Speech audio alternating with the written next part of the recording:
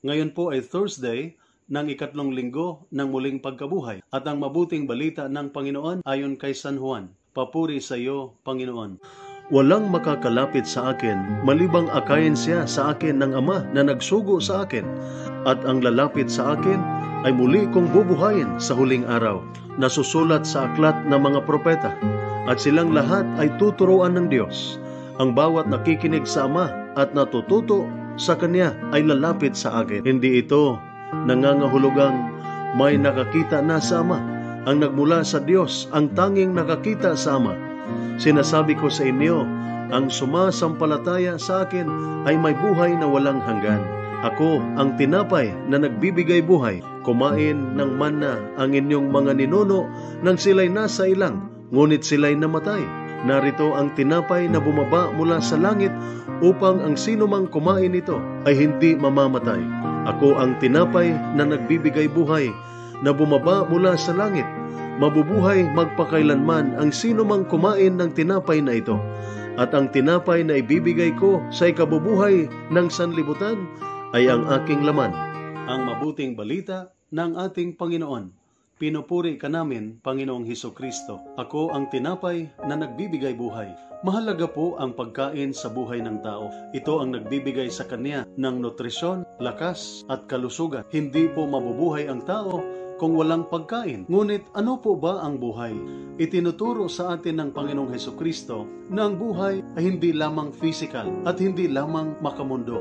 Ang totoong buhay ay ang buhay na may kaugnayan sa Diyos, ang pinagmulan at lumikha ng lahat ng bagay. At upang magkaroon tayo ng ugnayan sa Diyos, hinihikayat tayo ng ating Panginoon na tumanggap at kumain ng tinapay na nagbibigay buhay, at nakakamangha ang kanyang pagpupumili sa katotohanan na siya ang tinapay na nagbibigay buhay, at ang lahat na mananalig sa kanya ay magkaroon ng buhay na walang hanggan. Itong pagpupumilit ni Jesus ay nagpapakita lamang sa kanyang kagustuhan na ibigay ang kanyang sarili sa atin, at ng kanyang kagustuhan siya ay matatanggap natin. Ngunit nagpatuloy pa si Jesus ng kanyang sabihin, ang tinapay na ibibigay ko ay ang aking laman sa ikabubuhay ng sanlibutan. Dito na ipinangako ni Jesus ang gift of the Eucharist, ang grasya ng Eucharistia, kung saan bibigay niya sa atin ang kanyang laman at ang kanyang dugo. Ang Eucharistia, ang katawan at dugo ni Kristo, ang pagbibigay niya ng kanyang sarili sa atin sa itsura ng tinapay at alak ay isang misteryo ng pananampalataya. At tulad ng pagbibigay ni Jesus ng kanyang sarili sa mga Hudyo bilang tinapay ng buhay na kailangang tanggapin na may pananampalataya, ibinibigay din niya sa atin ang kanyang sarili sa kasalukuyan sa Eucharistia na kailangan din nating tanggapin na may pananampalataya.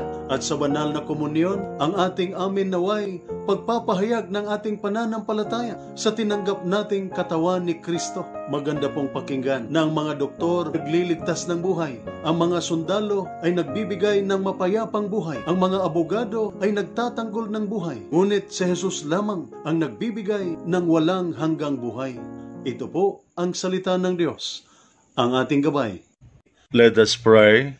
Lord God, Almighty Father, Creator of mankind and author of peace, those who take refuge in you will be glad and forever will shout for joy.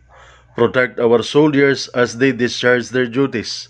Protect them with the shield of your strength and keep them safe from all evil and harm. Grant them courage and hope.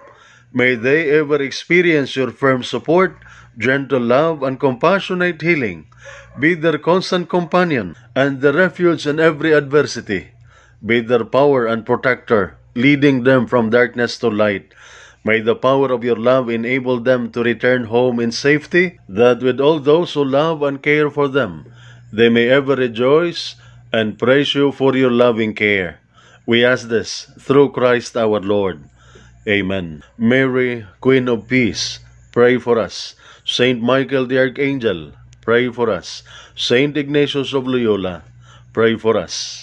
At sumainyo at sa inyong pamilya ang pagpapala ng makapangyarihang Diyos, Ama, Anak at Espiritu Santo. Amen.